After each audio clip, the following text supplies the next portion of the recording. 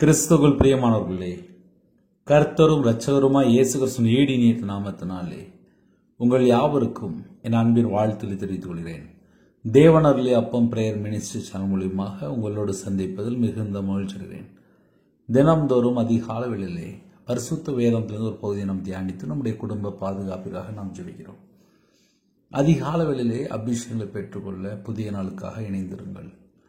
உபவாச நாட்களிலே தினம்தோறும் அதிகால வேளையிலே சிலுவை நாம் தியானிக்கிறோம்.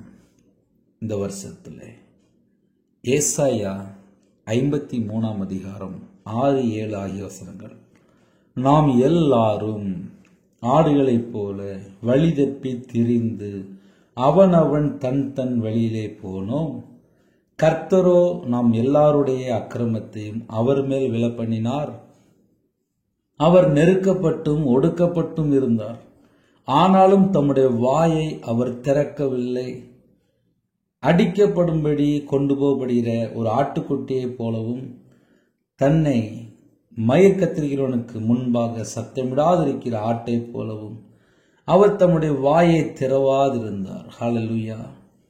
கிறிஸ்துவுக்குள் பிரியமானவர்களே, நாம் எல்லாரும் ஆடுகளைப் போல வழி தப்பி திரிந்து அவனவன் தன் தன் வழியிலே போனோம். எல்லாரும் இஷ்டம் போல போயிட்டோம், கர்த்தரை விட்டு தள்ளி போயிட்டோம். அதுக்காக தான் அர்த்தம். எல்லாரும், நாம் எல்லாரும் என்று எழுதப்பட்டிருக்கு. நாம் எல்லாரும் அப்படின்னா உலகத்தில் எல்லாரும் உள்ள வந்துடுவாங்க. நாம் எல்லாரும் ஆடுகளைப் போல வழி தப்பி திரிந்து, நம்ம கரெக்டாக போயிட்டு இருக்கோம். அதில் ஒரு சின்ன ஃபால்ட், ஒரு ரோடு மாறிட்டுனா போதும், மொத்த ட்ராக் ஃபுல்லாகவே மாறிடும். 2020 ஒரு ஊரில் கன்வென்ஷன் பிரசங்கம், அதை முடிச்சுட்டு கிளம்பும்போது நான் ஃபேமிலி அப்போ முடிச்சுட்டு கிளம்பி வரும்போது ஒரு ரோடு மாறிட்டு உடனே ஒரு 5 கிலோமீட்டர் போயிட்டு நைட்டு ஒரு 11:30 மணி உடனே சொன்னாங்க, இந்த ரோடு மாறி போயிட்டு இருக்கு. அப்படியா அப்படின்னு சொன்ன உடனே வண்டியை நிப்பாட்டி மறுபடியும் வண்டியை திருப்பி எந்த ரோட்டில் வரணுமோ மறுபடியும் அதே ரோட்டில் வந்து மறுபடியும் அந்த ரோடு மெயின் ரோடு வந்தேன். இதை ஏன் சொல்கிறேன் அப்படின்னா, எல்லாரும் வழி தப்பி, எல்லாரும் ஆடுகளைப் போல வழி தப்பி திரிந்து, ஒரு மனுஷன் கர்த்தரை விட்டு தள்ளி போனாலே எங்கேயாவது ஒரு இடத்துல சிக்கி கொள்வாங்க. அப்புறம் தூக்கி எடுக்க யாராவது வரணும். கிராமத்தில் அழகா ஆடு மேய்ப்பாங்க, அவங்கள்ட்ட கேட்டால் தெரியும். ஆடு மேய்ச்சிட்டே இருப்பாங்க, எங்கேயாவது போய் சிக்கிக்கணும். அப்புறம் மேய்ப்பன் வந்து காப்பாற்றி கூட்டு போவார். அதே போல அழகா எழுதப்பட்டிருக்கு, நாம் எல்லாரும் ஆடுகளைப் போல வழி தப்பி திரிந்து, வழி தப்பியாச்சுனாலே திரிந்து, அப்புறம் அலைந்து, அப்புறம் மேய்ப்பன் வந்து தான் கூட்டு வரணும். அதே போல இந்த பூமியிலே கர்த்தரை விட்டு தள்ளி போறதுக்கு உலகத்துல 1000 காரியம் இருக்கு, 1000 காரியம், லட்ச காரியம் இருக்கு. காலையில் தூங்கி எந்திரிச்சிலிருந்து நைட்டு வரையும் நம்ம கொஞ்சம் யோசித்து பார்த்தால் அழகா புரிந்து கொள்ள முடியும். அவனவன் தன் தன் வழியிலே போனோம் என்று எழுதப்பட்டு, எல்லாரும் இஷ்டம் போல போயிட்டாங்க, எல்லாரும் வழி தப்பி திரிந்து போயிட்டாங்க, கர்த்தரை விட்டு தள்ளி போயிட்டாங்க. எல்லாரும் இஷ்டம் போல உலகத்துக்குள்ள எங்கேயோ ஒரு லைன்ல போயிட்டு இருக்கிறாங்க. ஆனா நம்மளை மீட்டெடுக்க சொந்த குமாரனை நமக்காக தந்தார். கர்த்தரோ நாம் எல்லாருடைய அக்கிரமத்தையும் அவர் மேல் விழப்பண்ணினார். நம்மளை மீட்டெடுக்கிறதுக்காக தம்முடைய சொந்த குமாரனை நமக்காக தந்தார். நம்ம எல்லாருடைய அக்கிரமம் என்று எழுதப்பட்டிருக்கு. நம்ம எல்லாருடைய அக்கிரமம், டோட்டல் முழு உலகத்துடைய அக்கிரமத்தை அவர் மேல் விழப்பண்ணினார். அவர் நெருக்கப்பட்டும் ஒடுக்கப்பட்டும் இருந்தார். அதை சொல்லவே முடியாது, அந்த அளவுக்கு நெருக்கப்பட்டும் ஒடுக்கப்பட்டும் இருந்தார். ஆனாலும் தம்முடைய வாயை அவர் திறக்கவில்லை. பிதாவின் சித்தத்தை நிறைவேற்றினார், அவர் வாயை திறக்கவில்லை. அடிக்கப்படும்படி கொண்டு போகப்படுகிற ஒரு ஆட்டுக்குட்டியை போலவும், ஆட்டுக்குட்டிய கறிக்கடை கூட்டு போவாங்க ஞாயிற்றுக்கிழமை ஆடை வெட்டுறதுக்கு. அந்த ஆடு பேசாமல் பின்னாடி போகும். ஆனால் காலையில் பார்த்தா அந்த ஆடு எல்லாம் வெட்டிடுவாங்க. அடிக்கப்படும்படி கொண்டு போகப்படுகிற ஒரு ஆட்டுக்குட்டியை போலவும் என்று எழுதப்பட்டு, தன்னை மயிர் கத்துகிறவனுக்கு முன்பாக சத்தமிடாதிருக்கிற ஆட்டை போலவும் அவர் தம்முடைய வாயை திறவாதிருந்தார் என்று எழுதப்பட்டிருக்கு. இதெல்லாம் யாருக்காக? நம்ம எல்லாருக்காக. நம்முடைய அக்கிரமத்தை எல்லாம் அவர் மேல் விழ பண்ணினார் என்று எழுதப்பட்டிருக்கு. அப்போ இன்னைக்கு சிலுவை தியானத்தில் வீட்டில் யாரெல்லாம் டைரி எழுதி வைக்கிறீங்களோ, நம்ம எல்லாருடைய அக்கிரமத்தையும் அவர் மேல், இயேசு கிறிஸ்து மேல் விழ பண்ணினார். உங்கள் வீட்டில் நீங்கள் டைரி இருந்தால் எடுத்து எழுதி வைத்துக் கொள்ளலாம். ஹல்லேலூயா. அதிகால வேளையிலே 1 தெசலோனிக்கேயர் 5ஆம் அதிகாரம் 14 முதல் 18 ஆகிய வசனங்கள். மேலும் சகோதரரே, நாங்கள் உங்களுக்கு போதிக்கிறது என்னவென்றால், இன்னைக்குள்ள சப்ஜெக்ட் ஒரு முக்கியமான சப்ஜெக்ட். நல்ல ஆழமாக கவனிச்சிங்கன்னா உங்களுக்கு புரியும். ஸ்க்ரீனில் அழகா வசனம் இருக்குது. உங்கள் கையில் பைபிள் இருந்தால் நீங்கள் எடுத்து வைத்துக் கொள்ளலாம். 1 தெசலோனிக்கேயர் 5ஆம் அதிகாரம் 14 முதல் 18 ஆகிய வசனங்கள். புதிய ஏற்பாட்டில் 282வது பக்கம். சகோதரரே, நாங்கள் உங்களுக்கு போதிக்கிறது என்னவென்றால், ஒழுங்கில்லாதவர்களுக்கு புத்தி சொல்லுங்கள். ஒரு மனுஷன் ஒழுங்கா இல்லையா, புத்தி சொல்லுங்கள். எப்பா இப்படி செய்யக்கூடாதுப்பா, இது தப்புப்பா, இப்படி பண்ணாத, புத்தி சொல்லுங்கள் ஒழுங்கில்லாதவனுக்கு. அப்போ ஒரு குடும்பத்தில் யாராவது ஒழுங்கு இல்லாமல் இருக்கிறாங்க அப்படின்னா அவங்களுக்கு புத்தி சொல்லணுமா? அதை இப்போ நம்ம காலையில் இப்போ நம்ம கொஞ்சம் பேசுவோமே. ஒரு வீட்டில் தண்ணி அடிச்சிட்டு இருக்காங்க, ஒரு வீட்டில் கஞ்சா பழக்கம், ஒரு வீட்டில் பார்த்தா பாவ அடிமை, சில வீட்டில் விபச்சார அடிமை. இப்போ கடைசி காலத்தில் ஏகப்பட்ட இடத்துல பாவம் தான் பெருகிட்டு. இப்படிப்பட்ட காலத்தில் நம்ம வாழ்ந்துட்டு இருக்கோம். ஒழுங்கில்லாதவர்களுக்கு புத்தி சொல்லுங்கள். அப்போ பரிசுத்தவான்களுக்கு என்னப்பா வேலை? நம்ம கையில் பைபிள் எடுத்து வாசிக்கிறோம், நம்ம தியானிக்கிறோம். இப்போ ரவிராஜை பற்றி அழகா சொல்ல முடியும். நானும் உங்களை போல ஒரு பாடல ஒரு மனுஷன்தான். 2015 கையில் பைபிள் எடுத்து வாசிக்க ஆரம்பித்தேன். கர்த்தருடைய கிருபையினாலே 10வது வருஷம். 2015, 2016, 2017, 2018, 19, 20, 21, 22, 23, 24, 10 வருஷம் முடிஞ்சிச்சு. இந்த 10 வருஷத்துல எனக்கு யார் சொல்லிக் கொடுத்தா அப்படின்னு சொல்லி பார்க்கும்போது, ஒரு பக்கம் பார்த்தா பைபிள் காலேஜ் ஒரு 5 வருஷம் படித்தேன். இன்னொரு பக்கம் பார்த்தா ஒரு 2.5 வருஷம் சர்ச்சில் வேலை பார்த்தேன். இன்னொரு பக்கம் பார்த்தா மேய்ப்பனுக்கு கீழே அடங்கியிருந்தேன். இன்னொரு பக்கம் பார்த்தா பரிசுத்தவான்கள்ட்ட போய் கேட்பேன். எனக்கு ஏதாவது சந்தேகம் வந்துட்டு அப்படின்னா பெரியவங்கள்ட்ட போய் கேட்பேன், அழகா கேட்பேன். நான் சர்ச்சில் வேலை பார்க்கும்போது சபையோட போய் டெய்லி கேட்பேன், ஐயா இது என்னது, அது என்னது. அப்புறம் வயசான பாட்டி உண்டு, அவங்கள்ட்ட போய் கேட்பேன். மூத்த ஊழியர்கள்ட்ட போய் கேட்பேன். இதெல்லாம் ஏன் காலையில் சொல்லித்தரேன் அப்படின்னா, எனக்கு விவரம் தெரியல அப்படின்னா உடனே சிஎஸ் ஐயரோட போன் அடிச்சிருவேன். ஐயா எனக்கு இப்படி ஒரு டவுட் எனக்கு அப்படி சொல்லி யார்ட்டையோ கேட்டுருவேன். இல்லைன்னா மூத்த ஊழியக்காரன்ட்ட கேட்பேன், இல்லை ஆவிக்குரிய ஊழியக்காரங்க அவங்கள்ட்டையும் கேட்பேன். ஒரு சந்தேகம் அப்படின்னு வந்துச்சு அப்படின்னா அந்த வசனத்துடைய அர்த்தம் தெரியுமா, உடனே கேட்கணும். ஆவிக்குரிய வாழ்க்கையில வளரணும் அப்படின்னா நமக்கு சில முக்கியமான பரிசுத்தவான்கள் இருப்பாங்க. இப்ப உங்கள்ட்ட நான் பேசுறேன், கர்த்தருடைய கிருபை மட்டுமே, கர்த்தருடைய கிருபை மட்டுமே. தேவன் அருளிய அப்ப மினிஸ்டர் மூலியமா இணைந்திருக்கிறீங்களா? கர்த்தருடைய கிருபை மட்டுமே. அப்ரோஜனமான ஊழியக்காரன் சொல்றதுல ஒண்ணுமே இல்லை. காலை வேளையில செய்தி என்ன அப்படின்னா முக்கியமான செய்தி, ஒழுங்கில்லாதவர்களுக்கு புத்தி சொல்லுங்கள். உங்க வீட்டுல கணவரோ பிள்ளையோ யாரோ ஒருத்தங்க ஒழுங்கில்லாமல் இருக்கிறாங்களா, புத்தி சொல்லுங்கள், புத்தி சொல்லுங்கள், புத்தி சொல்லுங்கள். ஆனா சில வீட்டில் என்ன நடக்கு, கோர்ட்டு கேஸ்ன்னு சொல்லி போயிருக்காங்க. சில வீட்டில் என்ன நடக்கு, சண்டை போட்டு பிரிஞ்சு போயிருக்காங்க. சில வீட்டில் டைவர்ஸுக்கு அப்ளை பண்ணியிருந்தாங்க. சில வீட்டில் முடிஞ்சிருது, அவ்வளோதான், வாழ்க்கையே முடிஞ்சிருது.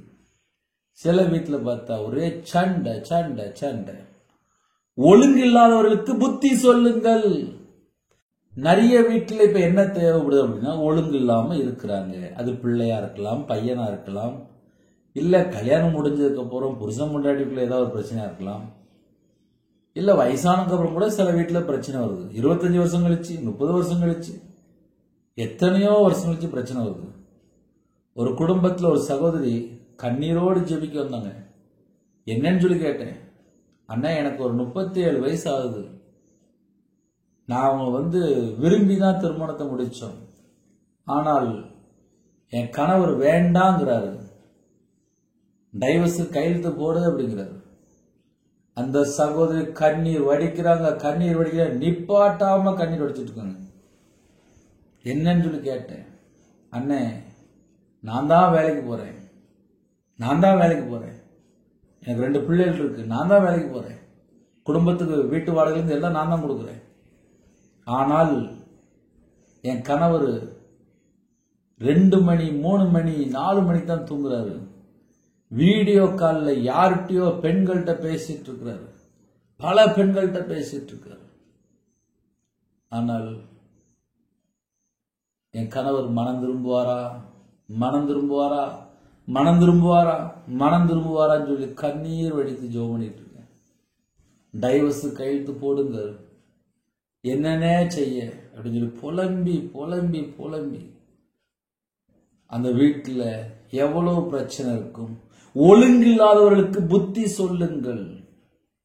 செல்போன் கையில வந்துட்டு, செல்போன் நிறையவருடைய கையில இருக்கு.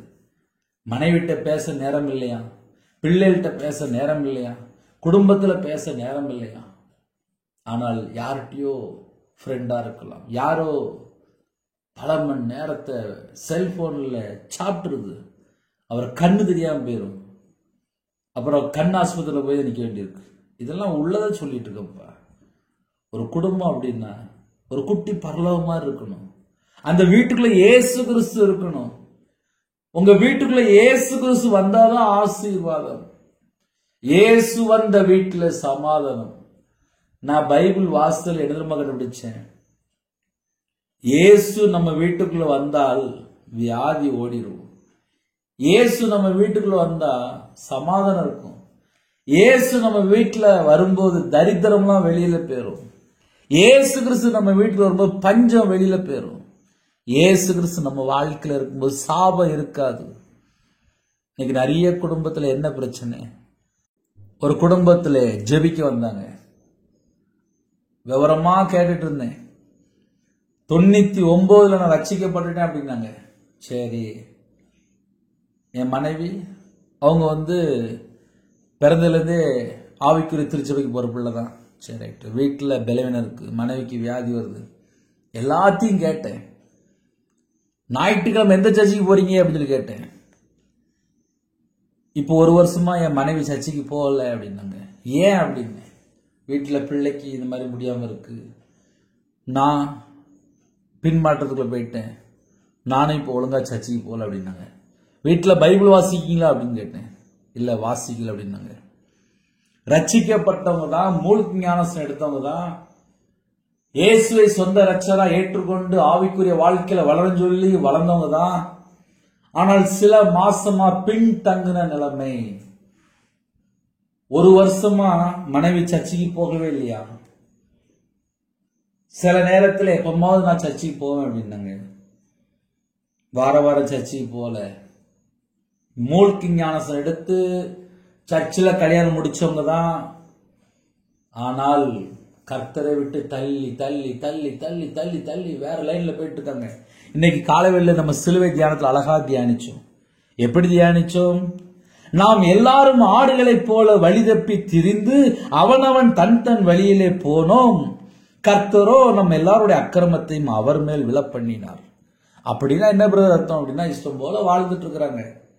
இன்னைக்கு நிறைய குடும்பத்தில் என்ன பிரச்சனை சொல்லி பார்க்கும்போது, வாய் சும்மா இருக்க மாட்டுக்கு, கண்ணு சும்மா இருக்க மாட்டுக்கு, சிந்தனைகளை சும்மா இருக்க மாட்டேங்குது, காது சும்மா இருக்க மாட்டேங்குது, காலு சும்மா இருக்க மாட்டேங்குது, கை சும்மா இருக்க மாட்டேங்குது.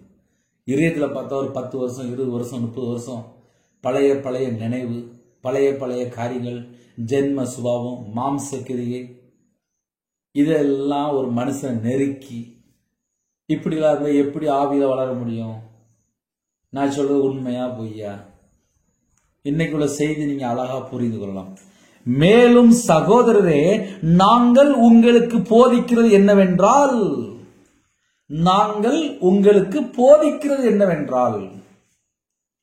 ஒழுங்கில்லாதவர்களுக்கு புத்தி சொல்லுங்கள். கொடுக்கப்பட்ட கடமைப்பா. கால வேலை நம்மளாம் இணைந்து இருக்கிறோமா? பாக்கியவான்கள். அண்ணன், எங்க வீட்டுல நிம்மதியா இல்லையனே. இந்த செய்தி உங்க வீட்டுக்குள்ள வருதுல்ல, உங்க செல்போன்ல வருதுல்ல, காலில் கேட்கறீங்களா, முழங்கால் போட்டு ஜெபிக்க போறீங்களா, கண்ணீர் வடிக்கிறீங்கல்ல, கர்த்தர் தானே மாத்தி தருவாரு. ஒரு வீட்டுல பிரச்சனையை மாத்தனா யாரு வரணும்? வீட்டுக்குள்ள இயேசு கிறிஸ்து வரணும். காலையில கேளுங்க, இயேசு கிறிஸ்து ராஜா எங்க வீட்டுக்குள்ள வாங்க, நீங்க வந்தீங்கன்னா தான் எங்க வீட்டுல பிரச்சனை மாறும் சொல்லி கூப்பிடுங்க. கர்த்தருடைய பிள்ளைகள் அதிகால வேளையில இணைந்து இருக்கிறீங்க. அண்ணே, ஒவ்வொரு நாளும் ஒவ்வொரு பிரச்சனை. சில குடும்பத்தில் நீங்க யோசிப்பீங்க, என் வாழ்க்கையிலையும் நான் கர்த்தரை விட்டு தள்ளி போய் இஷ்டம் போல வாழ்ந்துட்டேன். ஆனா கையில பைபிள் எடுத்து வாசிவும் தெரியுது, வேதத்தை விட்டு விலகினால் துன்மார்க்கன் என்று எழுதப்பட்டிருக்கு. ஒரு மனுஷன் கர்த்தரை விட்டு தள்ளி போயிட்டனாலே துன்மார்க்கன். 24 மணி நேரம் கையில பைபிள் எடுத்து வாசி. அதே போல நம்முடைய வாழ்க்கை இருக்கா? ஒரு மனுஷன் கர்த்தருடைய வார்த்தைக்கு கீழ்ப்படியாமல் வேதத்தை விட்டு விலகும்போது துன்மார்க்கன் எழுதப்பட்டிருக்கு. என் வாழ்க்கையில நானும் கர்த்தரை விட்டு தள்ளி போய் வாழ்ந்துட்டேன்ப்பா. கையில பைபிள் எடுத்து வாசிக்கும்போது தெரிஞ்சது, பைபிள் இவ்வளவு ஸ்ட்ராங்கா இருக்கு. வேதம் சத்தியம். வேத வசனத்து நம்ம கீழ்ப்படியும் நம்ம பரிசுத்தமாக்கப்படுகிறோம். ஆசீர்வாதங்களை பெற்றுக்கொள்ளணுமா? சத்தியத்துக்கு நம்ம கீழ்ப்படியணும்ல, உண்மையா வாழணும்ல, பரிசுத்தமா வாழணும்ல, நேர்மையா வாழணும்ல, நீதியை பின்பற்றணும்ல. நமக்கு எவ்வளவு கடமை இருக்கு. நிறைய குடும்பத்துல கால வேளையில ஒரு சின்ன ஒரு 5 நிமிஷம் ஜெபம் பண்ணிட்டு அப்படியே போயிருந்தாங்க. பைபிளும் வாசிக்க மாட்டேங்காங்க. அதுவும் நேரம் கிடைச்சாதான் ஜெபம் பண்றாங்க. இல்லைன்னா அப்படியே லேட்டா எழுந்திரிச்சு அப்படியே போயிருந்தாங்க. ஏன்னா நைட்டு ஃபுல்லா உட்காந்து படம் பார்க்கறது, ஒரு 2 மணி 3 மணிக்கு தூங்குறது, அப்புறம் காலையில் எழுந்திரிச்சு குளிக்காம அப்படியே கிளம்பி போயிடுவாங்க, ஆபீஸ் கிளம்பி போயிடுவாங்க. படிக்கிற பிள்ளைகள், சில காலேஜ் படிக்கிற பிள்ளைகள்லாம் காலையில அப்படியே கிளம்பி போயிடுவாங்க. நைட்டு 2 மணி 3 மணி வரை செல்போன்ல கேம் விளாண்டுட்டு இருப்பாங்க, ஆன்லைன்ல போய் எதையா பார்த்துட்டு இருப்பாங்க, வேற வேற வெப்சைட்ல போய் பார்த்துட்டு இருப்பாங்க. எத்தனை குடும்பத்துல ஜனங்கள் அழிந்து கொண்டிருக்கிறாங்க. நான் சொல்றது உண்மையா பொய்யா? நம்ம அப்படி நார்மலா யோசித்து பார்ப்போமே. ஒவ்வொரு ஆத்மா வெளியேற பெற்றது. பாவம் செய்யற ஆத்மா சாகும். எத்தனை குடும்பத்துல பாவம் செஞ்சு செத்து போயிட்டு இருக்கிறாங்க. அப்புறம் எப்படி அந்த வீட்டுக்குள்ள ஆசீர்வாதம் இருக்கும்? நம்ம நார்மலா யோசித்து பார்ப்போமே. நம்ம கையில செல்போன் இருக்கு, ஒரு வெடிகுண்டு மாதிரி. ஒரு 3 மணி நேரம் 6 மணி நேரம் செல்போன்ல மூழ்கி போய் கிடக்குறாங்க. அந்த 3 மணி நேரம் 6 மணி நேரத்துல எவ்வளவு வேலை பார்க்கலாம்? நிறைய குடும்பத்துல வீட்டுக்குள்ள போய் பார்த்தா தெரியும், வீடு ஃபுல்லா குப்பையா இருக்கும். அவங்க என்ன பண்றாங்க சொல்லி பார்த்தா அழகா செல்போன்ல உட்காந்து பார்த்துட்டு இருப்பாங்க. வீடு பார்த்தா குப்பையா இருக்கும். சில வீடுலாம் நாரும். ஏன் உண்மையை சொல்லிதரேன் அப்படின்னா, நிறைய வீட்டுல இதுதான் பிரச்சனை. ஒழுங்கில்லாதவர்களுக்கு புத்தி சொல்லுங்கள். அந்த வசனத்தை அப்படியே நிப்பாட்டி படிச்சு பாருங்க. ஒழுங்கில்லாதவர்களுக்கு புத்தி சொல்லுங்கள். வீட்டுல என்ன பிரச்சனை இருக்கு, அதை எப்படி சரி பண்ணணும், வீடை எப்படி ரெடி பண்ணணும், வீடை எப்படி ஒழுங்குபடுத்தணும், பிள்ளைகளுடைய வாழ்க்கை எப்படி இருக்கு, கணவருடைய வாழ்க்கை எப்படி இருக்கு, குடும்பத்தில் எல்லாருடைய வாழ்க்கை எப்படி இருக்கு. எல்லார் வீட்லயும் டிவி இருக்கு, எல்லார் வீட்லயும் செல்போன் இருக்கு. செல்போன் பார்க்க நேரம் இருக்கு, டிவி பார்க்க நேரம் இருக்கு. ஆனா பைபிள் வாசிக்க நேரம் இல்லை. ஞாயிற்றுக்கிழமை ஒரு 1 மணி நேரம் மட்டும் சர்ச்சைக்கு போறாங்க. அதுவும் கடமைக்காக சில குடும்பத்துல போறாங்க. நான் சொல்றது உண்மையா பொய்யா? நம்ம நார்மலா யோசிச்சு பார்ப்போமே. நிறைய குடும்பத்துல பிரச்சனை என்ன அப்படின்னு சொல்லி பார்க்கும்போது இதுதான் பிரச்சனை. நிறைய குடும்பத்துல இதுதான் பிரச்சனை. ஜெபிக்க நேரம் இல்ல, துதிக்க நேரம் இல்ல, கையில பைபிள் எடுத்து வாசிக்க நேரம் இல்லை. ஆனால் இருதயம் ஃபுல்லா கவலை, இருதயம் ஃபுல்லா துக்கம், இருதயம் ஃபுல்லா உடைஞ்சு போன ஒரு வாழ்க்கை. காரணம் என்ன? ஒழுங்கில்லாதவர்களுக்கு புத்தி சொல்லுங்கள் அப்படிங்கிறது. திடனற்றவர்களை தேற்றுங்கள், பலவீனரை தாங்குங்கள். அதுல 3 பாயிண்ட், அழகான பாயிண்ட். நிப்பாட்டி அழகா தியானிப்போம். நம்ம குடும்பம் ஆசீர்வாதமா இருக்கும். தேவன் அருளிய அப்பம் யாரெல்லாம் இணையதுல ஜீவ புஸ்தகம் எழுதப்படணும். ஆட்டுக்குட்டியான ஜீவ புஸ்தகம் எழுதப்படணும். கேளுங்க, நான் பரலோகத்துக்கு வரணும்ப்பா. இந்த பூமியில உங்க பிள்ளையா நான் வாழணும்ப்பா. கர்த்தருக்காக நான் வாழணும்ப்பா. வாழ்ற காலத்துல நன்மை செய்யணும்ப்பா. கேளுங்க. ஒழுங்கில்லாதவர்களுக்கு புத்தி சொல்லுங்கள். இப்ப பேசுற நம்ம செய்தி அப்படித்தான் இருக்கு. நிறைய குடும்பத்துல கேட்டுட்டு இருக்கிறீங்க, ஐயோ என் வீட்டுல அப்படித்தானே இருக்கு. நம்ம அப்படியே யோசித்து பார்ப்போமே. திடனற்றவர்களை தேற்றுங்கள். சில குடும்பத்துல திடனற்று போய் தான் இருப்பாங்க. அவங்களுக்கு பலனே இருக்காது, திடனே இருக்காது. சில குடும்பத்துல எல்லாம் தைரியமே இருக்காது. எதை குறித்தும், அது எந்த காரியமாலும் இருக்கலாம், தைரியமே இருக்காது. ஒரு உறுதி இல்லாத நிலைமை. தேற்றுங்கள் என்கிறார். தைரியம் இல்லாம சில குடும்பத்துல வாழ்ந்துட்டு இருப்போம். எதை எடுத்தாலும் பயந்துருவாங்க.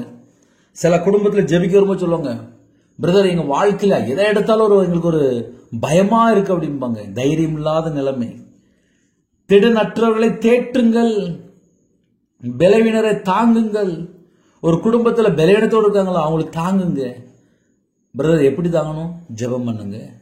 அவங்களுக்கு சாப்பாடு இல்லாம இருக்காங்களா, சாப்பாடு கொடுங்க. ட்ரெஸ் இல்லாம இருக்காங்களா, ட்ரெஸ் கொடுங்க. 1 லட்ச ரூபா 2 லட்ச ரூபா கொண்டு போய் கொடுத்துட்டாங்க, அவர் திரும்பி தரலன்னா ஏன்ட கேட்டுட்டு இருப்பீங்க. அன்பினாலே உதவி பண்ணுங்க. ஒரு நேரம் ஆகாரம் இல்லாம இருக்கு, ஆகாரம் கொடுங்க. அன்பினாலே உதவி பண்ணுங்க. நன்மை செய்யுங்க, நற்கிரியை செய்யுங்க. அவங்களுக்காக ஜெபிங்க. திடனற்றவர்களை தேற்றுங்கள், பலவீனரை தாங்குங்கள் என்கிறார். பலவீனத்தோடு யாரெல்லாம் இருக்காங்களோ தாங்குங்கள். கர்த்தருடைய பிள்ளைகள் இன்னைக்கு காலை வேளையில யாரெல்லாம் இணைந்து கொள்ளீங்களோ பாக்கியவான்கள். எல்லாரிடத்திலும் நீடிய சாந்தமா இருங்கள். எல்லாரிடத்திலும். எனக்கு நிறைய நேரத்தில் நிறைய டவுட் வரும். ஆவிக்குரிய வாழ்க்கையில 9 கனி எப்படி விளையும் அப்படின்னு சொல்லி ரொம்ப ஆசைப்படுவேன். ஏன்னா கிருபையின் வரங்கள் இருக்கு, ஆவிக்குரிய கனிகள் இருக்கு. நம்ம வாழ்க்கையில் ஆவிக்குரிய கனிகள் விளையணும் அப்படின்னா ஒவ்வொரு சோதனை வருகிறது. அந்த சோதனையில நம்ம நீடிய பொறுமையோடு இருக்கிறோமா? நீடிய பொறுமையோடு இருக்கிறோமா? என் வாழ்க்கையெல்லாம் சோதனை வந்திருக்குப்பா, நான் உண்மையை சொல்லுவேன்ப்பா. சோதனையில நம்ம தாங்கி வெளியில வரணும். வசனம் தெளிவு எழுதப்பட்டிருக்கு. எல்லாரிடத்திலும் நீடிய சாந்தமா இருங்கள். நீடிய சாந்தம். ஆவிக்குரிய 9 கனிலே சாந்தம் ஒண்ணு. நம்ம வாழ்க்கையில நீடிய சாந்தமா இருக்க முடியுதா? எனக்கு தெரிந்த ஒரு தாயார் உண்டு. ஒரு 4 வருஷம் முன்பா இறந்து போயிட்டாங்க. அவங்களுக்கு ஒரு 72 வயசு இருக்கும். கல்யாணம் முடிஞ்சு ஒரு 50 வருஷம் வாழ்ந்திருப்பாங்க. ஆனா கடைசி நேரத்தில் ஒரு 6 மாசம் முன்பாக அந்த தாயாருக்கு கேன்சர் வந்துட்டு.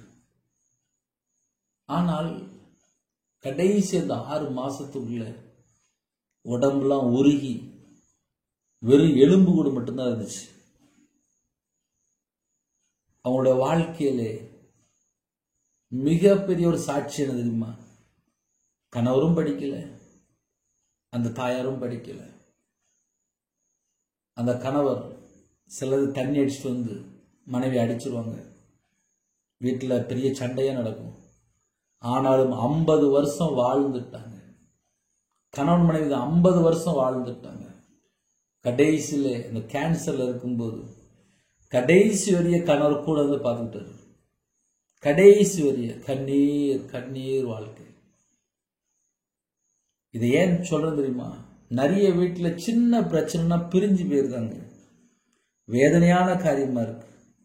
ஒரு சின்ன பிரச்சனை அப்படின்னா கோர்ட்டு கேஸ் போயிருக்காங்க.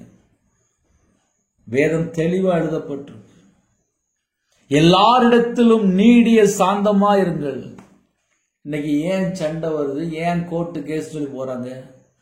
நீடிய சாந்தம் இல்லை. அதனாலதான் நிறைய குடும்பத்துல டைவர்ஸ் அளவுக்கு போய் நிக்கி. நீடிய சாந்தம் இல்லை. எல்லாரிடத்திலும் நீடிய சாந்தமா இருங்கள். வீட்டுல சும்மா இருக்கும்போது கையில பைபிள் எடுத்து வாசிங்க. அப்பதான் ஆவிக்குரிய வாழ்க்கையில வளர முடியும். ஒருவனும் மற்றொருவன் செய்யும் தீமைக்கு தீமை செய்யாதபடிக்கு பாருங்கள் என்கிறார். ஒருவனும் என்று எழுதப்பட்டிருக்கு. யாரா இருந்தாலும் சரி, ஒருவனும் மற்றொருவன் செய்யும் தீமைக்கு தீமை செய்யாதபடிக்கு பாருங்கள். அவன் எனக்கு தீமை செஞ்சுட்டான்ப்பா, நான் அவனுக்கு தீமை செய்யக்கூடாது. இதுதான் பைபிள் சட்டம். அவன் எனக்கு தீமை செஞ்சுட்டான், நான் அவனுக்கு தீமை செய்யக்கூடாது. ஒருவனும் மற்றொருவன் செய்யும் தீமைக்கு தீமை செய்யாதபடிக்கு பாருங்கள். உங்களுக்குள்ளும் மற்ற யாவருக்குள்ளும் எப்பொழுதும் நன்மை செய்ய நாடுங்கள். ஆவிக்குரிய பிள்ளைகள் யார் தெரியுமா? தீமைக்கு தீமை செய்யக்கூடாதான். உங்களுக்குள்ளும் மற்ற யாவருக்குள்ளும் எப்பொழுதும் நன்மை செய்ய நாடுங்கள். 24 மணி நேரம் என்ன செய்யணும் என்ன செய்யணும் என்ன செய்யணும் சொல்லி உட்காந்து கேட்பீங்கல்ல. நன்மையை மட்டும் செய்யுங்க, போதும், பரலோகத்துக்கு போய் சேர்ந்துடலாம். நன்மை செய்தவர்கள் நித்திய ஜீவன், தீமை செய்தவர்கள் நித்திய ஆக்கினை. தீமையை வெறுத்து நன்மையை பின்பற்றுங்க, நம்ம அழகா பரலோகத்துக்கு போலாம். உங்களுக்குள்ளும் மற்ற யாவருக்குள்ளும், எந்த இடமா இருந்தாலும் சரி, எப்பொழுதும் நன்மை செய்ய நாடுங்கள். எல்லா நேரத்திலுமே எப்பொழுதும் சந்தோஷமா இருங்க. இப்ப நிறைய வீட்டில் என்ன இல்லை? சந்தோஷம் மட்டும்தான் இல்லை. ஏன் இல்லை? உலக கவலை, குடும்ப பிரச்சனை, கடன் பிரச்சனை, பிள்ளைகள் பிரச்சனை, புருஷன் பிரச்சனை, மாமியார் பிரச்சனை, மருமகள் பிரச்சனை. வீட்டில் ஒரு 5-6 பிரச்சனை தான் இருக்கும். இல்லை வியாபாரத்தில் கடன் பிரச்சனை. இப்போ நாளாக கடனில் அனுபவிச்சிருக்கேன், கடனில் கஷ்டப்பட்டிருக்கேன். நிந்தைகள், அவமானங்கள், கேவலம் எல்லாம் பார்த்துட்டு வந்திருக்கேன் ஊழியத்துக்கு. அப்படின்னா என்ன பிறகு அர்த்தம் அப்படின்னா, ஆவிக்குரிய வாழ்க்கையில வளரணும்னு நினைச்சாச்சு அப்படின்னா வெறுக்க வேண்டிய வெறுக்காமல் ஆவிக்குரிய வாழ்க்கையில வளர முடியாது. எப்பொழுதும் சந்தோஷமா இருங்கள். நம்ம கிறிஸ்துவுக்குள்ள இருக்கும்போது நமக்கு சந்தோஷம் இருக்கும். கர்த்தருக்குள் எப்பொழுதும் சந்தோஷமா இருங்கள். மறுபடியும் சொல்கிறேன் என்கிறார். சந்தோஷமா இருக்கணும்ப்பா. நமக்கு உயிர் பிச்சை போட்டிருக்காரு. நம்ம கிருபையின் காலத்துல வாழ்ந்துட்டு இருக்கோம். கொரோனாக்கு அப்புறம் நம்ம மறுபடியும் உயிரோட இருக்கோமே, கவலையோட வாழவா? கிடையாது. வாழ்ற கொஞ்ச காலத்துல சந்தோஷமா இருங்க. இன்னைக்கு நிறைய குடும்பத்துல என்ன இல்லை? சந்தோஷமே இல்லை. ஏதோ கடமைக்கு வாழ்ந்துட்டு இருக்கிறாங்க, அவ்வளவுதான்.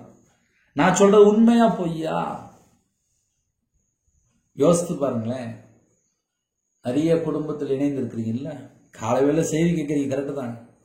நிறைய குடும்பத்துல கவலை இருக்கா இல்லையா? எப்பொழுதும் சந்தோஷமா இருங்கள். நான்லாம் கவலைப்பட்டிருக்கேன்ப்பா, என்னைய சொல்றேன். நான்லாம் கவலைப்பட்டிருக்கேன். கடன்ல ஏகப்பட்ட கஷ்டப்பட்டிருக்கேன். நான் உண்மையை சொல்றேன். இன்னைக்கு நிறைய குடும்பத்துல என்ன பிரச்சனை? கவலை. எப்பொழுதும் சந்தோஷமா இருங்கள் வேதம் சொல்லுது.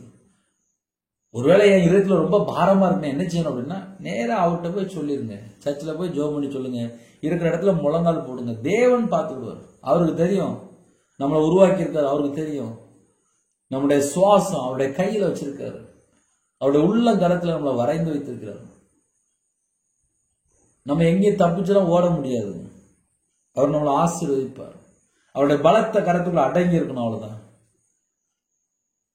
இன்னைக்கு காலவேளை யாரெல்லாம் இணைந்திருக்கிறீங்களோ, அடங்கி இருந்தால் ஆசீர்வாதம். அடங்க மாட்டேன் அப்படின்னு சொன்னாச்சுன்னா அடக்கம் பண்ணிடுவார். சில குடும்பத்தை என்ன நினைக்கும் அப்படின்னா, எனக்கு எல்லாம் தெரியும் அப்படின்னு சொல்லிட்டு வீட்டுல சண்டை போட்டு கிடப்பாங்க. ஒழுங்கா குடும்பத்துல அடங்கி வாழ்ந்தால் ஆசீர்வாதம். இல்லைன்னா அடங்க மாட்டேன் அப்படின்னு சொல்லியாச்சுன்னா அடக்கம் பண்ணிடுவார். இப்படிதான் பைபிள்ல போட்டிருக்கு. அதனால கர்த்தருடைய பிள்ளைகளுக்கு கர்த்தரை குறித்து ஒரு பயம் இருக்கணும். இன்னைக்கு கர்த்தரை குறித்து பயம் இல்லை. அதனால துணிகரமா போறாங்க. எப்பொழுதும் சந்தோஷமா இருங்கள் என்று போட்டிருக்கு. அதனால காலவேளை இணைந்திருக்கிற குடும்பத்துக்குள்ள சந்தோஷம் முதல்ல இருக்கான்னு சொல்லி செக் பண்ணுங்க. செல்போன்ல சார்ஜ் இருக்கான்னு சொல்லி செக் பண்றீங்களா? அதே போல ஆவிக்குரிய வாழ்க்கையில நம்ம எப்படி இருக்கிறோம் சற்று ஆராய்ந்து பார்ப்போம். இடைவிடாமல் ஜெபம் பண்ணுங்கள். இன்னைக்கு செய்தி என்ன அப்படின்னா, இடைவிடாமல் ஜெபிங்க. கர்த்தர் குடும்பத்தை ஆசீர்வதிப்பார். இல்லை நான் ஜெபிக்கவே மாட்டேன், நான் சும்மா தான் இருப்பேன் அப்படின்னா பத்தாது. ஜெபிக்கிற பிள்ளைலாம் மாறணும். காலவேளை இணைந்துக்கிறீங்க, ஜெபிக்கிறதுக்கு நேரத்தை ஒதுக்குங்க. குடும்பத்தை கர்த்தர் ஆசீர்வதிப்பார். பரிசுத்தவான்களுக்காக ஜெபிங்க. திறப்புல நெல்லுங்க. ஊழியத்துக்கு அர்ப்பணிங்க. சுவிசேஷ ஊழியம் பண்ணுங்க. கர்த்தருடைய வருகையில காணப்படணும். நம்ம மட்டும் இல்லை, எல்லாரும் பரலோகத்துக்கு வந்து சேரணும். ஹல்லேலூயா. எல்லாவற்றிலேயும் ஸ்தோத்திரம் செய்யுங்கள். ஒருவேளை தேசத்துல இப்படிலாம் நடக்கே, அப்படி சொல்லி ஒருவேளை வேதனையா இருந்துச்சு அப்படின்னா, எல்லாவற்றிற்கும் ஸ்தோத்திரம் செலுத்துங்கள். நன்மையும் தீமையும் தேசத்துல இருக்குப்பா. நன்மை இருக்கு, தீமை இருக்கு. ஒரு பக்கம் தீமை நடக்கு, ஒரு பக்கம் நன்மை நடக்கு. நன்மை செய்யும்போது வெளியில வராது, தீமை செய்யும்போது வெளியில வந்துடும். ஆனால் தேவன் நன்மையானாலும் தீமையானாலும் தேவன் நியாயத்திற்கு நிறுத்திடுவார். அதனால யாரும் எங்கேயும் தப்பிச்செல்லாம் ஓட முடியாது. எல்லாவற்றிலையும் ஸ்தோத்திரம் செய்யுங்கள். அப்படி செய்வதே கிறிஸ்து இயேசுவுக்குள் உங்களை குறித்து தேவனுடைய சித்தமா இருக்கிறது. இதெல்லாம் தேவனுடைய சித்தம். எல்லாவற்றிலையும் ஸ்தோத்திரம் செலுத்தணுமா? இந்த ஜனத்தை எனக்கென்று ஏற்படுத்தின இவர்கள் என் துதியை சொல்லிக் கொண்டு வருவார்கள். துதிக்கிற பிள்ளைகள் தான் தேவனுக்கு வேணும். எப்போதுமே துதிக்கிற பிள்ளைகளா இருங்க. இயேசு கிறிஸ்து ரத்தம் ஸ்தோத்திரம், இயேசு கிறிஸ்து ரத்தம் ஸ்தோத்திரம், இயேசு கிறிஸ்து ரத்தம் ஸ்தோத்திரம் சொல்லிட்டே இருங்க. எல்லா கட்டுகளும் உடைக்கப்படும், எல்லா தடைகளும் நீங்கி போகும். அப்படி செய்வதே கிறிஸ்து இயேசுக்குள் உங்களை குறித்து தேவனுடைய சித்தமா இருக்கிறது. தேவ சித்தத்துக்குள்ள வாங்க, குடும்பம் ஆசீர்வதிக்கப்படும். உபவாச நாட்கள் இருப்பீங்க. சில குடும்பத்திலே இருக்கிற இடத்துல முழங்கால் படிடுங்க. ஆவியானவரோடு பேசியிருந்தால் அந்த பாயிண்ட்லாம் எழுதி வைங்க. சில நேரத்தில் உலகத்தில் நடக்கிற காரியத்தை நம்ம ஓப்பனாக பேசிட்டு இருக்கோம். எனக்கா டெய்லி ஒரு நிமிஷமாக ஜெபிங்க. நானும் பாடுள்ள ஒரு மனுஷன்தான். நம்ம எல்லாரும் பரலோகத்துக்கு போய் சேரணும். கண்களை மூடி நாம் ஜெபம் செய்வோம். எங்களை அதிகமாக நேசிக்கும் அன்பு அந்த பரிசுத்தமுள்ள நல்ல பிதாவே உங்களை நன்றியோடு துதிக்கிறோம், சொல்கிறோம்ப்பா. இந்த புதிய நாளை உங்களுக்கு கரத்தில் அர்ப்பணிக்கிறோம்ப்பா. ஜெபிக்கிற குடும்பத்தை உங்களுடைய கரத்தில் அர்ப்பணிக்கிறோம். ஜெப விஷயம் தாங்கப்பா, வேதத்தை தியானிக்கிற விஷயம் தாங்கப்பா. ஆவிக்குரிய 9 கனிகளினாலும் ஆவிக்குரிய 9 வரலாம் நிரப்புங்கப்பா. உங்களுடைய பிரசன்னம் இறங்கிட்டும், உங்களுடைய மகிமை இறங்கிட்டும், உங்களுடைய பிள்ளைகளை கிருபையால் நிரப்புங்கப்பா. உங்களுடைய வல்லமையால் நிரப்புங்கப்பா. ஆவிக்குரிய 9 கனிகளினாலும் ஆவிக்குரிய 9 வரலாம் நிரப்புங்கப்பா. ரட்சிப்பின் வசதி தாங்க ராஜா, நீதியின் சால்வை தாங்கப்பா, துதியின் அபிஷேகம் நிரப்புங்கப்பா. கர்த்தருக்கு பிரியமானபடி வாழணும்ப்பா. எங்களுக்கு கிருபை தாங்கப்பா. நாங்கள் எப்படி வாழணும்னு சொல்லி தாங்கப்பா. கல்வாரி அன்பில நிரப்புங்கப்பா. உங்களுடைய காயம் அப்பா, எங்களுக்காக காயப்பட்டீங்க. உங்களுடைய தழும்புல கரத்தினால தொட்டு சுகமாக்கி தாங்க. யாரெல்லாம் பலவீனத்தோடு தாங்களோ எல்லா பலவீனத்திலும் இன்னைக்கு பூர்ண சுகம் தாங்கப்பா. கடனில் கஷ்டப்படுறாங்க அந்த குடும்பத்தை ஆசீர்வதிங்கப்பா. பிறந்தநாள் கொண்டாடுறாங்க, திருமணம் கொண்டாடுறாங்க. இந்த வருஷத்துல அவங்களுடைய இதயத்துக்குள்ள என்னென்ன பாரம் இருக்கு எல்லா பாரத்தையெல்லாம் நீக்கி ஆசீர்வதிங்க. யாரெல்லாம் அதிகால வேளையிலே சரீரத்தில் பலவீனத்தோடு படுக்கலோ அந்த குடும்பத்தை அப்பா மீட்டு எடுங்கப்பா, தூக்கி எடுங்கப்பா. பரிபூர்ணமான சுகம் தாங்கப்பா, பூரண பலன் தாங்கப்பா, பூரண கிருபை தாங்கப்பா. உங்க கரத்தில் அர்ப்பணிக்கிறோம். காலவேளை அப்பா விவசாயத்துக்கு போறாங்க, வியாபாரத்துக்கு போறாங்க, கம்பெனிக்கு போறாங்க, டீச்சர் ஜெபிக்கிறாங்க, கவர்மெண்ட் ஆஃபீஸ் ஜெபிக்கிறாங்க, டாக்டர் ஜெபிக்கிறாங்க, நர்ஸ் ஜெபிக்கிறாங்க, வாட்ச்மேன் ஜெபிக்கிறாங்க, செக்யூரிட்டி ஜெபிக்கிறாங்க, போலீஸ் ஆஃபீஸ் ஜெபிக்கிறாங்க, ஆர்மியில் ஜெபிக்கிறாங்க. நிறைய குடும்பத்தில் வேறு வேறு நாட்டுக்குள்ளே இணைந்திருக்காங்க, ஐடி ஃபீல்டில் ஜெபிக்கிறாங்க. எல்லாரையும் உங்கள் கரத்தில் அர்ப்பணிக்கிறோம். டிரைவிங் லைனில் போகிறாங்க. எல்லா குடும்பத்துக்கும் என் இயேசு கிறிஸ்துனுடைய பாதுகாப்பு வேண்டும். பிதா குமாரன் பரிசுத்த நாமத்தில் முத்திரை போட்டு பாதுகாப்பு கொடுங்க. இந்த நாள் எங்களுக்கு ஆசீர்வதித்தாங்க. தேவனர்களே அப்போ மினிஸ்டர் மூலமாக இணைந்த எல்லா குடும்பத்தையும் பரிசுத்தப்படுத்தி உங்களுடைய கிருபை நிரப்பி சகலவிதமான நன்மைகளை பெற்றுக்கொள்ள அர்ப்பணிக்கிறோம். கர்த்தர் ஆசீர்வதிங்க. திருமண வயசு தாண்டுதுப்பா, நல்ல குடும்பமாக தாங்க. படிக்கிற பிள்ளைகளுக்காக சோதரம், எக்ஸாம் எழுதுகிற பிள்ளைகளுக்காக சோதரம். கர்த்தர் கூட இருங்க. எக்ஸாம் எழுதும்போது கர்த்தர் கூட இருங்க. பிள்ளைகளோட கரத்தை நீங்கள் பிடிங்க. உங்கள் நாம மேம்பட்டும். கால வேளையில் தாழ்த்துறாங்கப்பா. சில குடும்பத்தில் என்ன செய்வதென்று தெரியலப்பா, அங்கலாய்க்கிறாங்க, கவலையோடு இருக்கிறாங்க, துக்கத்தோடு இருக்கிறாங்க. ஏன் இப்படி நடக்கு, ஏன் இப்படி நடக்கு, ஏன் இப்படி நடக்குன்னு சொல்லி பல கேள்விகளோடு காலையில் இணைந்திருக்காங்கப்பா. கர்த்தர் சகலவற்றையும் அறிவிங்க. கர்த்தர் சகலவற்றையும் அறிவிங்க. எங்களுடைய எல்லா கேள்விக்கும் தேவன் பதில் தருவீங்கப்பா. உங்க கரத்தில் அர்ப்பணிக்கிறோம்ப்பா.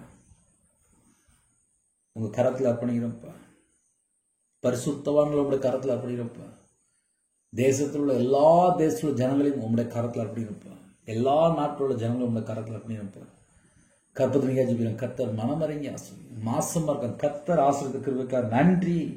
டெலிவரி கொடுப்பாங்க. பரம வைத்தியர் கூட இருங்க. பிள்ளையோட வாழ்க்கையில வயசு அதிகமாகி போகுது. எல்லா தடையெல்லாம் நீக்கி ஆசிரியங்க. சிறு பிள்ளை முதல் கொண்டு முதியோர் வரை எல்லாரையும் கத்த பொருட்படுத்துங்க. இந்த நாளின் ஜெபித்த குடும்பம் ஆசீர்வதிக்கப்படட்டும். இவ்வளவு நேரம் பொறுமையா செய்தி கேட்டாங்கப்பா. அந்த குடும்பம் எல்லாம் ஆசீர்வதிக்கப்படணும்ப்பா. கர்த்தர் கிருபை செய்யுங்க, கர்த்தர் கிருபை செய்யுங்க, கர்த்தர் கிருபை செய்யுங்க, கர்த்தர் கிருபை செய்யுங்க. உங்க கரத்திலே ஒவ்வொரு குடும்பத்தையும் அர்ப்பணிக்கணும். கர்த்தர் பொறுப்படுத்துங்க. அப்பிரோஜனமான ஊழியக்காரன்ப்பா. இந்த நாளில் யாரெல்லாம் பணத்தை வைக்க ஜெபிக்கணும் அந்த குடும்பத்தோட கர்த்தர் கூட இருந்து புறப்பட்டு போங்கப்பா. உங்க பிள்ளைகளோட கூட இருந்து எல்லாவற்றையும் நிறைவேற்றி தாங்கப்பா. உங்களை விட்டாங்க வேற யாரும் இல்லைப்பா, வேற யாரும் இல்லைப்பா. உங்களை விட்டாங்க வேற யாரும் இல்லைப்பா. உங்க பிள்ளைகளோட நீங்க புறப்பட்டு போங்கப்பா. உங்களோட வாழ்க்கையில கர்த்தரை விட்டு எந்தெந்த காரியத்தை தள்ளி போனாங்களோ எல்லாவற்றையும் மன்னிச்சிருங்கப்பா. மன்னித்து உங்க பிள்ளைகளை பரிசுத்தப்படுத்தி ஆசிரியப்பா, பரிசுத்தப்படுத்தி ஆசிரியப்பா, பரிசுத்தப்படுத்தி ஆசிரியப்பா. எத்தனையோ தேசத்துல இணைந்திருக்காங்கப்பா. அவங்களோட வாழ்க்கையில கர்த்தரை விட்டு எந்தெந்த காரியத்திலே தள்ளி போனாங்களோ எல்லா குறைகளெல்லாம் மன்னிச்சிருங்கப்பா, மன்னிச்சிருங்கப்பா, மன்னிச்சிருங்கப்பா. உங்க பிள்ளைகளை பரிசுத்தப்படுத்துங்க. இந்த நாளையும் தைரியப்படுத்துங்கப்பா. எந்தெந்த காரியத்திலே அப்பா சோர்ந்து போயிருக்காங்களோ மறுபடியும் புதுப்பீங்கப்பா. உங்க பிள்ளையோட வாழ்க்கையில எல்லா காரியத்திலுமே ஆசீர்வாதம் வேணும்ப்பா, ஆசீர்வாதம் வேணும்ப்பா, ஆசீர்வாதம் வேணும்ப்பா, ஆசீர்வாதம் வேணும்ப்பா. எப்பொழுது ஸ்தோத்திரம் செலுத்துற பிள்ளைகளா மாறணும்ப்பா. எப்பொழுது சந்தோஷமாக இடைவிடாமல் ஜெபிக்கிற பிள்ளைகளா இருக்கணும்ப்பா. கர்த்தருடைய கரத்திலே ஒவ்வொரு குடும்பத்தையும் அர்ப்பணிக்கிறோம். காலவேளையில் சில குடும்பத்தில் டெலிவரி பேர் இருக்காங்கப்பா, ஹாஸ்பிட்டலில் இருக்காங்க, அவசர சிகிச்சையில் இருக்காங்க. கர்த்தர் மீட்டுத்தாங்க, நார்மல் டெலிவரி ஆகிட்டாங்கப்பா. கர்த்தருடைய கரத்தில் அர்ப்பணிக்கிறோம். கர்த்தர் பொறுப்படுத்துவோங்க. துதிகன மகிமெல்லாம் ஒவ்வொரு செலுத்தினோம். இயேசு கிறிஸ்துவின் பிதாவே, ஆமென். தேவனுக்கே மகிமை உண்டாதாக. கர்த்தர் தாமே உங்களை உங்கள் குடும்பத்தில் சகல காரியத்தில் சம்பூர்ணமாக திருப்தியாக கர்த்தர் கூடது பரிபூர்ணமாக ஆசீர்வதிப்பாராக. ஆமென். கர்த்தராகிய இயேசு கிறிஸ்துவின் கிருபையும் பிதாவாகிய அன்பும் பரிசுத்தனுடைய ஐக்கியமும் இப்பொழுதும் எப்பொழுதும் சதா காலங்களிலும் நம் அனைவரும் கொடுப்பதாக. ஆமென். கிறிஸ்துவ பிரியமானவர்களே, தேவனர்களே, அப்போ மினிஸ்டனுக்காக டெய்லி ஒரு நிமிடமாக ஜெபித்து விடுங்கள். God bless you. ஜெபிக்க விரும்பினால் 9363064182 நம்பர் உண்டால் நாங்கள் உங்களுக்காக குடும்பத்துக்கு ஜெபிப்போம். God bless you.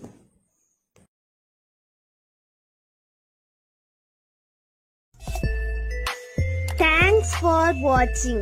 Please subscribe our channel. Click the like and share. Click the bell. God bless you.